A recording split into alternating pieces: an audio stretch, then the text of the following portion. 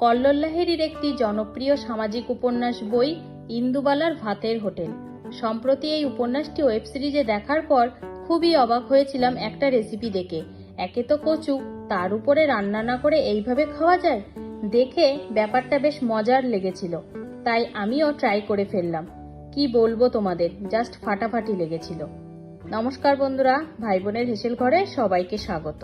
আজ আমি বানাবো ইন্দুবালার ভাতের হোটেলের সেই বিখ্যাত রেসিপি কচু বাটা। ভিডিওটি কেউ স্কিপ করবেন না, পুরো ভিডিওটি দেখার জন্য অনুরোধ রইল। আজকে রেসিপির জন্য আমি এখানে নিয়েছি 200 গ্রাম কচু। কচুটা খোসা ছাড়িয়ে ভালোভাবে ধুয়ে পরিষ্কার করে নিয়েছি।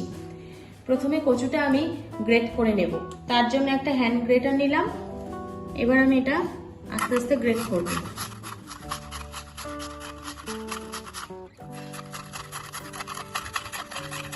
কচুর টুকরোগুলো আমার সব গ্রেট করা হয়ে গেছে। এবার আমি শিল আর নোড়া নিয়ে নিলাম। সবকিছু উপকরণ আমি আজকে এই শিলে বেটেই দেখাবো। আপনারা এখানে চাইলে মিক্সিতেও করতে পারেন, কিন্তু মিক্সির থেকে শিলে বেটে এটা কিন্তু টেস্ট বেশি ভালো হয়, সেই জন্য আমি আজকে সব শিলে বেটেই দেখাবো। এখানে একটা নারকেলের অর্ধেকটা আমি কুড়িয়ে নিয়েছি, সেটা আমি দিয়ে দিলাম। এবার দিয়ে দেবো 2 চামচ হলুদ সর্ষে। এখানে আপনারা কালো সর্ষেও দিতে পারেন, 2 রকম সর্ষে আমার কাছে যেহেতু একরকম আছে তাই আমি একরকম দিলাম। সেক্ষেত্রে আপনারা 1 চামচ কালো সর্ষে, 1 চামচ হলুদ সর্ষে দেবেন। এবার দিয়ে দিলাম 1 চামচ লবণ, 6টা কাঁচা লঙ্কা। ঝালটা অবশ্যই নিজেদের স্বাদ বুঝে কম বা বেশি করতে পারেন। এবার আমি এগুলো ভালোভাবে বেটে নেব।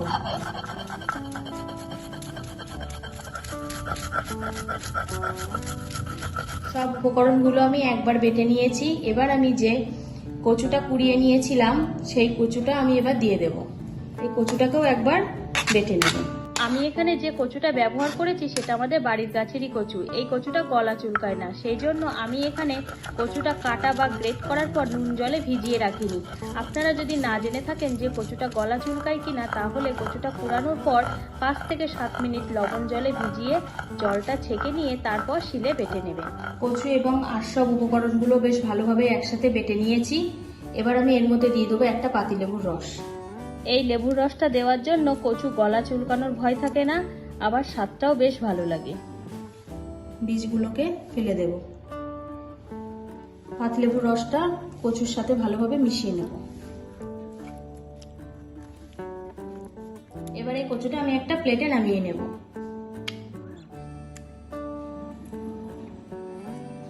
এবার দিয়ে দিলাম 2টো কাঁচা লঙ্কা আর 2 চামচ সর্ষের তেল। আজকের রেসিপি ছিল ইন্দুবালার ভাতের হোটেলের কচু বাটা। পুরোপুরি রেডি হয়ে গেছে। এটা কিন্তু এখন গরম গরম ভাতের সাথে জাস্ট অসাধারণ লাগবে খেতে। আমি আগে যতবার খেয়েছি আমার কিন্তু ভীষণই ভালো লেগেছে। যে সকল বন্ধুরা এতক্ষণ আমার ভিডিওটি দেখছেন অথচ লাইক ও কমেন্ট করেননি, যদি ফেসবুক থেকে দেখে থাকেন তাহলে অবশ্যই একটা লাইক এবং কেমন লাগছে ভিডিওটি কমেন্ট করে জানাবেন। ভালো লাগলে অনেক অনেক শেয়ার করে দেবেন। আর ইউটিউব চ্যানেল থেকে দেখে থাকেন তাহলে চ্যানেলটিকে সাবস্ক্রাইব করে দিয়ে আমার পাশে থাকার অনুরোধ রইল। আজ তাহলে এই পর্যন্ত, দেখা হচ্ছে পরের কোনো নতুন রেসিপিতে।